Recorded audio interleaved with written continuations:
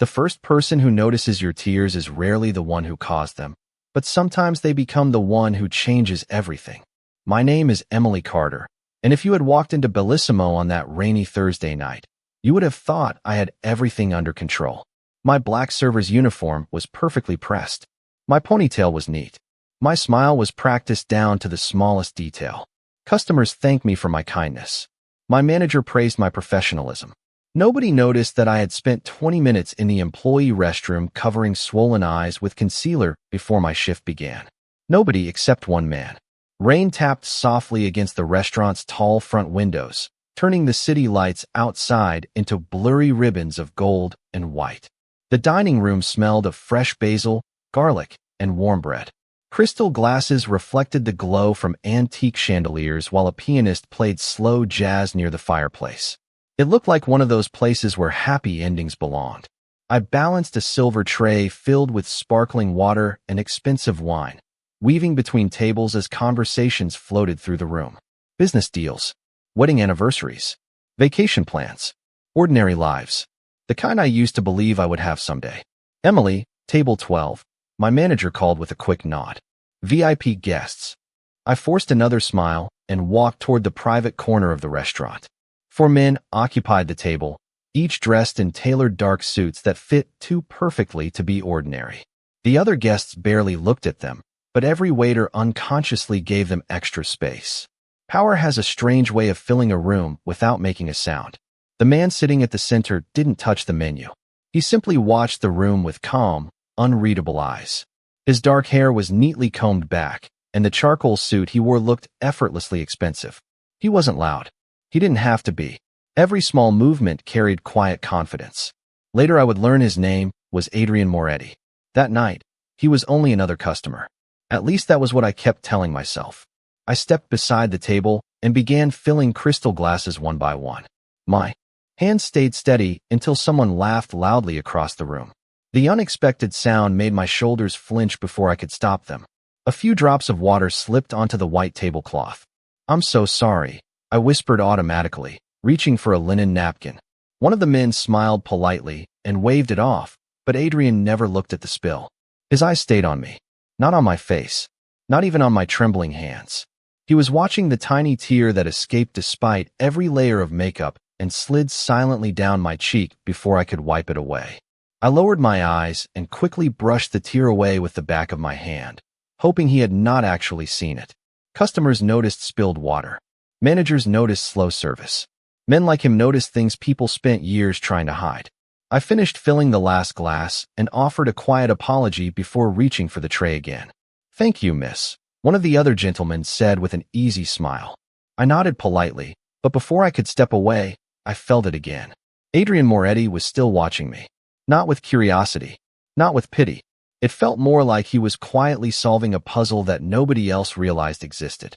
I spent the next hour moving from table to table, repeating the same practiced greetings and polite conversations I had memorized during 3 years of working in restaurants. My feet ached inside my black shoes. The smile on my face grew heavier every minute. Every time I crossed the dining room, I could feel his eyes finding me without effort. He never called me over, never interrupted my work. He simply observed. Once, while reaching for a stack of dessert plates, I accidentally pushed my sleeve just high enough to reveal the faint outline of fading fingerprints near my wrist. My heart nearly stopped. I pulled the fabric down so quickly that one of the plates rattled against another. Nobody reacted. Nobody except Adrian. His expression never changed, yet something behind his calm eyes became colder. A few minutes later, I carried fresh coffee toward the private table. One of his associates thanked me and returned to discussing business in quiet voices, but Adrian finally spoke. "You have been working since this afternoon, have you not?" His voice was deep and controlled, carrying the confidence of someone accustomed to being answered honestly. I blinked in surprise. "Yes, sir. Since 1 o'clock. He glanced briefly toward the kitchen doors before looking back at me. "And yet you still remember every customer's order." I managed a small smile. "That is part of the job." "No," he answered softly. "It is part of your character." The words caught me completely off guard. Customers complimented food. Sometimes they complimented service. Nobody had ever complimented who I was. I thanked him quietly and excused myself before my emotions betrayed me again. Inside the service hallway, I leaned against the cool wall and took one slow breath after another. I told myself to focus on work. Just survive another shift. Collect the paycheck. Go home. Tomorrow would be easier. I had repeated those same promises to myself for months. When the dinner rush finally began to fade, guests started leaving beneath the steady rhythm of rain outside. Adrian stood, buttoned his jacket, and prepared to leave with the 3 men who had accompanied him. Just before reaching the entrance, he paused for the briefest moment and looked back across the dining room. Our eyes met from nearly 30 feet away.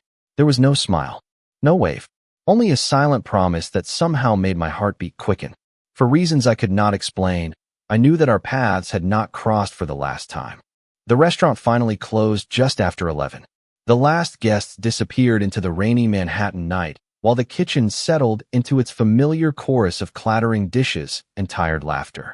I tied another trash bag, stacked the final row of polished glasses, and signed my timesheet with aching fingers.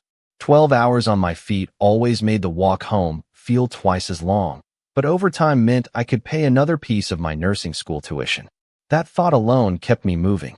I changed into my faded navy coat, wrapped my scarf around my neck, and stepped outside. The rain had softened into a cold mist that floated beneath the streetlights like silver smoke.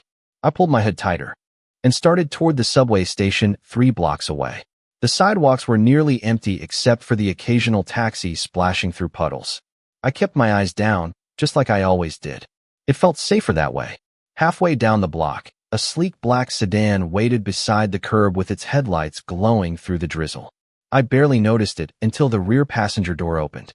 My heartbeat skipped.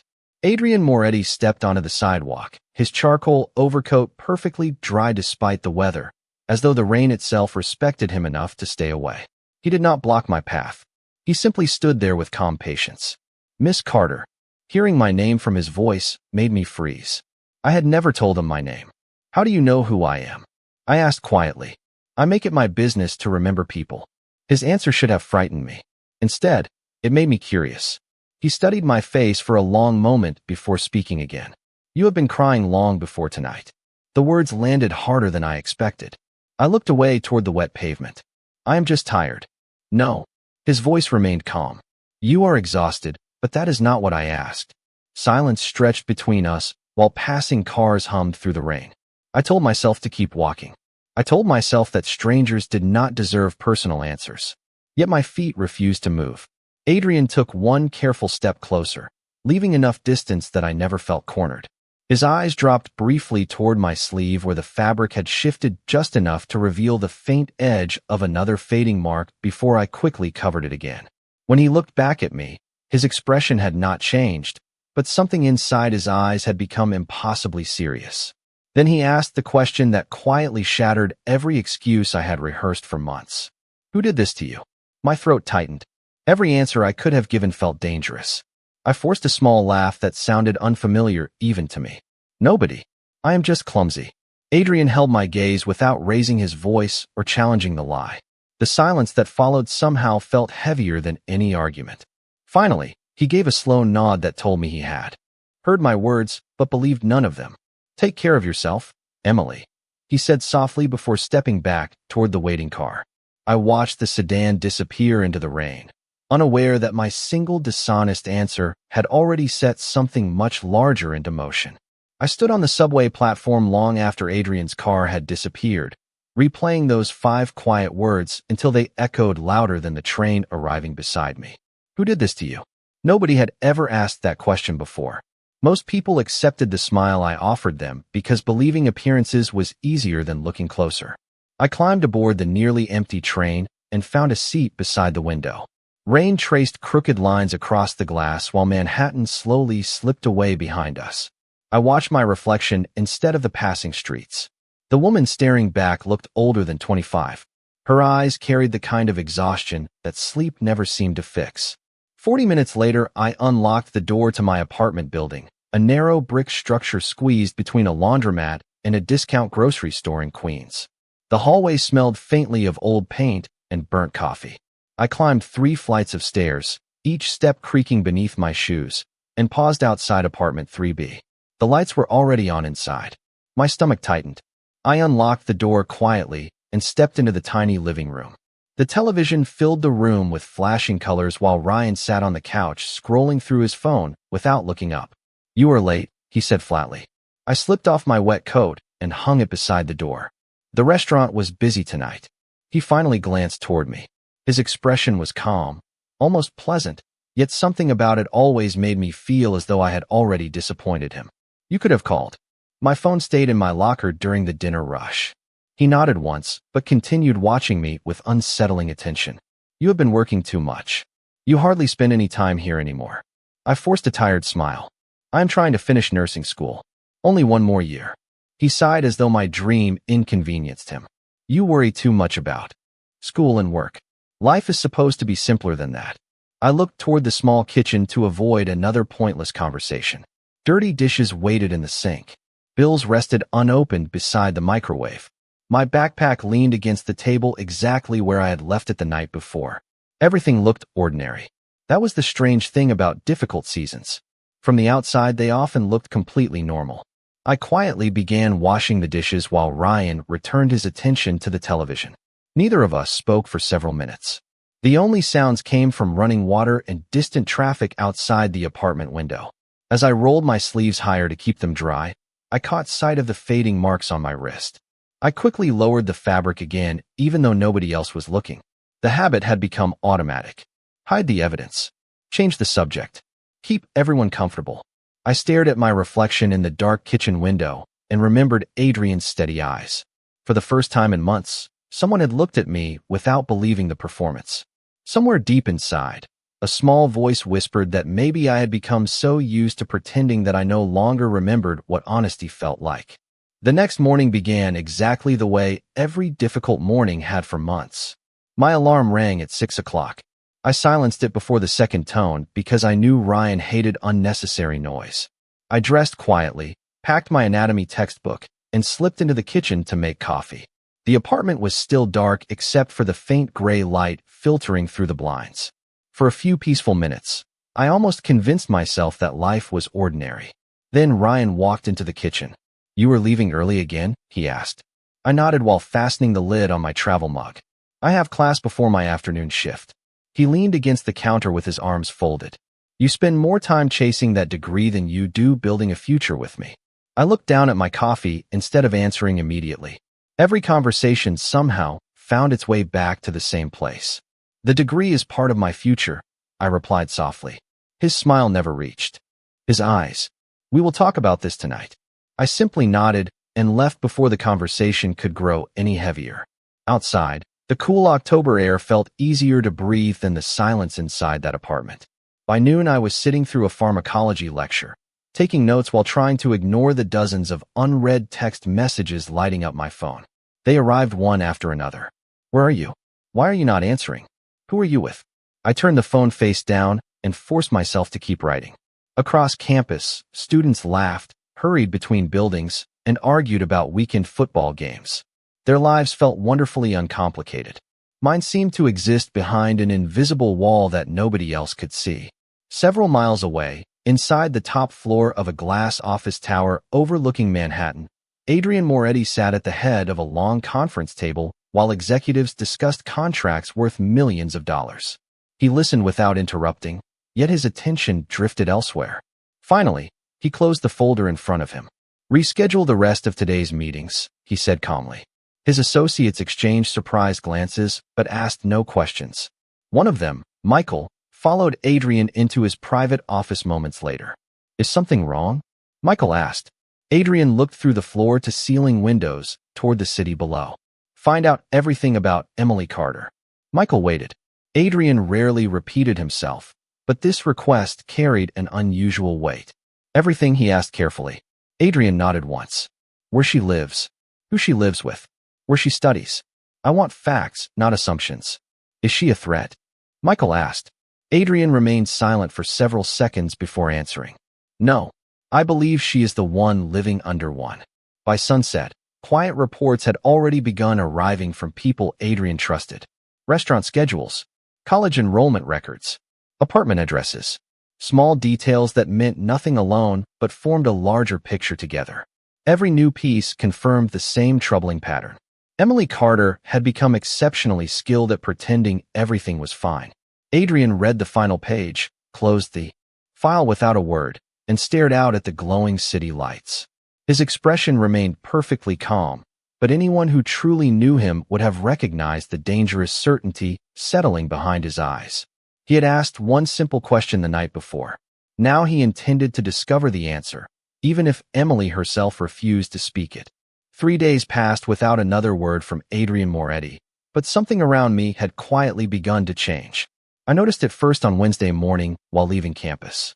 The old streetlight outside the nursing building that had been broken for months suddenly worked again. Later that afternoon, the manager at Bellissimo casually mentioned that security would now escort every employee to their cars after closing. Nobody knew why. Everyone appreciated it anyway. Life continued as if nothing unusual had happened, yet I could not shake the feeling that invisible pieces were moving somewhere beyond my sight. I buried myself in classes, memorized medication charts, worked double shifts, and answered Ryan's messages as quickly as I could to avoid another uncomfortable evening. By Friday night, exhaustion settled into every muscle of my body.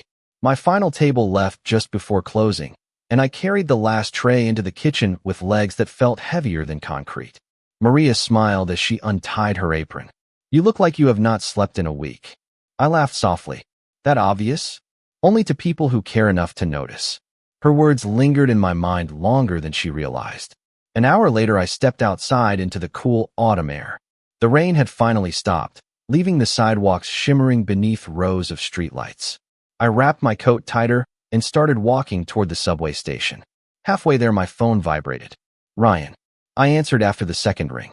"I'm on my way home," I said. Silence filled the line for a moment before his voice came through. "You stayed late again." "We had extra customers." I drove by the restaurant. My steps slowed. "You were not there."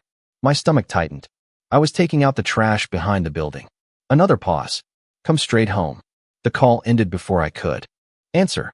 I stared at the dark screen, suddenly aware of how empty the street had become. A city bus rolled past, splashing through shallow puddles before disappearing around the corner. Across the street, a black sedan remained parked beneath a maple tree with its headlights off. I barely noticed it before continuing toward the station. Inside that car, Michael lowered the phone from his ear after speaking only 4 words. "She is heading home." Adrian looked through the windshield without saying anything. A second vehicle farther down the block quietly pulled away and disappeared into traffic. The exchange lasted only seconds, unnoticed by everyone except the people involved. Adrian had no interest in frightening Emily or controlling her life. He wanted only one thing: certainty. Every report he had received painted the same picture. Ryan's behavior grew more possessive each week. Emily apologized for things that required no apology. She hid her emotions from everyone around her. Adrian had spent years reading people whose survival depended on deception. Emily was different. She lied only to protect someone else from seeing her pain. As the subway doors closed behind me, I had no idea that another decision had already been made. Adrian leaned back in his seat and spoke with quiet finality. "Tomorrow," he said, "I want the truth. No more guessing. No more assumptions. We end this uncertainty tomorrow." Saturday arrived wrapped in pale sunlight instead of rain, but the brightness did nothing to quiet the uneasy feeling that had followed me since Adrian's question outside the restaurant. I spent the morning in the campus library preparing for an upcoming anatomy exam, reading the same paragraph over and over without remembering a single sentence. Every time my phone vibrated, my shoulders tensed before I even looked at the screen. Most of the messages came from Ryan, asking where I was, when I would leave, and who I was studying with. I answered each one with short, careful replies, hoping they would be enough. Around noon, I packed my books and stopped at a small coffee shop across the street before heading to my afternoon shift. The line was short, the music was soft, and for a few quiet minutes life almost felt normal again. As I waited for my order, the elderly cashier smiled warmly. "Someone already paid for your coffee." I looked around in confusion. "Are you sure?" She nodded. "The gentleman in the gray coat asked us not to tell you until after he left." I hurried outside, scanning the sidewalk in both directions, but the crowd had already swallowed whoever it had been. Only a black sedan disappeared around the corner before I could make out the license plate. I told myself it could have been anyone, yet deep down I already knew. The thought stayed with me through my entire shift. Late that evening, Bellissimo hosted another private dinner. I carried plates between candlelit tables while conversations drifted through the room like background music. Halfway through the evening, the front doors opened. Adrian Moretti walked inside alone. Every member of the staff straightened instinctively. He acknowledged the hostess with a polite nod before taking a quiet table near the windows instead of the private dining room. When I approached with a menu, he looked up with the same calm expression I remembered. "Good evening, Emily." "Good evening, sir." My voice remained professional even though my heartbeat refused to cooperate. He studied me for only a moment before speaking. "You look tired." I smiled automatically. "Long week. Did you sleep well?" The question sounded simple, almost ordinary, yet it carried genuine concern instead of curiosity. I hesitated before answering. "Enough." Adrian slowly closed the menu without reading it. Enough is not the same as well. Before I could respond, another server called my name from across the dining room. I excused myself and returned to work, but I could still feel his eyes following me. An hour later, while clearing a nearby table, I accidentally dropped a spoon. It clattered across the marble floor, louder than it should have. I bent to retrieve it at the exact moment Ryan walked through the restaurant entrance. Surprise flashed across my face. He had never visited me at work before. His eyes immediately found Adrian sitting quietly near the window. Then they shifted back to me. Something unreadable settled across his expression. Across the room, Adrian noticed the change as well. He did not speak. He did not move. But in that silent exchange of glances, he finally understood exactly who he needed to learn more about.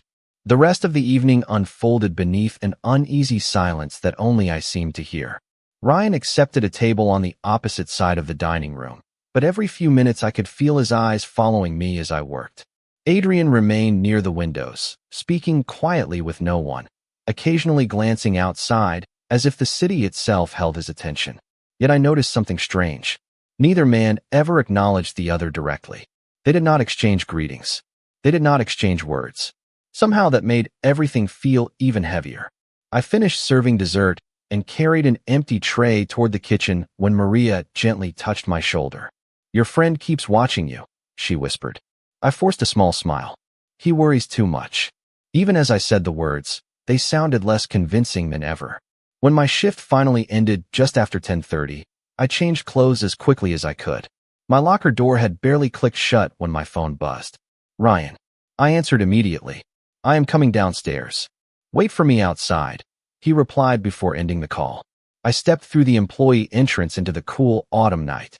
The air smelled of wet pavement and roasted chestnuts from a nearby street vendor closing for the evening. Cars rolled steadily along the avenue, while people hurried home carrying shopping bags and umbrellas. Ryan stood beside his car with both hands in his jacket pockets. His expression looked calm, almost friendly, but something about the silence between us felt unfamiliar. "You had an interesting customer tonight," he said as we started walking toward the parking lot. I looked down at the sidewalk. "He comes to the restaurant sometimes." "Does he?" Ryan asked. "He seemed to know your name." My heartbeat quickened. Customers hear our names all the time. He studied me for several long seconds before opening the passenger door. "Get in." The drive home passed beneath the glow of traffic lights and silent radio music. Neither of us spoke much. I watched reflections slide across the windshield while trying to convince myself that the evening was over. I had no idea another pair of eyes had quietly followed the same route from a respectful distance. 2 blocks away, a black sedan slowed beneath another streetlight before continuing forward. Inside, Michael lowered a small notebook onto the center console. "No unusual contact," he said. Adrian remained silent for a moment before asking, "How did she look?" Michael considered the question carefully. "Tired. Careful. Like someone trying very hard not to make a mistake." Adrian looked through the passenger window toward the stream of city lights stretching into the distance. "People should never have to live that way." Back at my apartment building, Ryan stopped the car without turning off the engine. He looked at me with an expression I could not quite read. "Do not let that man get involved in our lives," he said quietly. I frowned in confusion. "He is only a customer." Ryan nodded once, But the conversation ended there. As I climbed the stairs toward apartment 3B, I could not shake the feeling that the choices made by strangers were somehow beginning to shape my future long before I understood why. The next morning began with a silence that felt unfamiliar. Ryan had already left before I woke, leaving nothing behind except a short note reminding me to call him after work. I folded the paper and slipped it into my pocket without thinking much about it. Classes passed in a blur, and even my professors seemed farther away than usual. Every page I turned, every lecture I attended, every patient case I reviewed somehow drifted back to the same unanswered question. Why had Adrian Moretti cared enough to ask about a stranger's tears? By late afternoon, my shift at Bellissimo had begun. The restaurant buzzed with its usual rhythm, servers moving gracefully between polished tables, while soft piano music floated beneath conversations. I was carrying fresh bread to a family celebrating an anniversary when my manager quietly approached me. "Emily," he said with a puzzled smile, "someone dropped this off for you earlier." He handed me a small white envelope with my name written neatly across the front. There was no return address. My hands hesitated before opening it. Inside rested a simple business card. Adrian's name appeared in elegant black lettering above a single phone number. Nothing else. No instructions. No message. Tucked behind the card was one handwritten sentence. "If you ever decide you no longer have to face life alone, call me." I stared at the words until they blurred. There were no promises, no demands, no attempts to control my decision. Only an open door waiting quietly if I ever chose to walk through it. I slipped the card back into the envelope just as Maria approached with another order. The evening continued, but something inside me had shifted. For months, I had believed my world contained only two choices: stay silent or make everything worse. Somehow a third possibility now existed. Someone believed my life could become different. Across the city, Adrian stood beside the wide windows of his office overlooking Manhattan as thousands of lights flickered awake beneath the evening sky. Michael entered carrying a thin folder before placing it on the desk. "Everything has been handled," he said calmly. Adrian gave a slight nod, but did not open the file. "And Ryan?" Michael answered carefully. "He understands that certain lines should never be crossed again." Adrian remained silent for several seconds before looking back toward the skyline. "Good," he said quietly. "Then Emily never needs to know how close she came to losing hope." I never learned exactly what happened after that weekend. Ryan gradually disappeared from my life without dramatic arguments or frightening confrontations. He stopped calling, stopped waiting outside my classes. Eventually, he moved out of the apartment completely, leaving behind only empty shelves and a silence that finally felt peaceful instead of lonely. Weeks later, I found myself standing outside Bellissimo after another long shift when a familiar black sedan pulled quietly to the curb. Adrian stepped out, offering the same calm expression I remembered from the night we first met. "How are you sleeping now?" he asked. I smiled, and this time it was not rehearsed. "Better," I answered honestly. "Much better." He returned the smile with quiet satisfaction. As we stood beneath the city lights, I finally understood something that nursing school had never taught me. Some wounds heal because medicine reaches them. Others begin healing because someone finally sees them. And sometimes the strongest person in the room is not the one with the most power, but the one who reminds you that your life has always been worth protecting.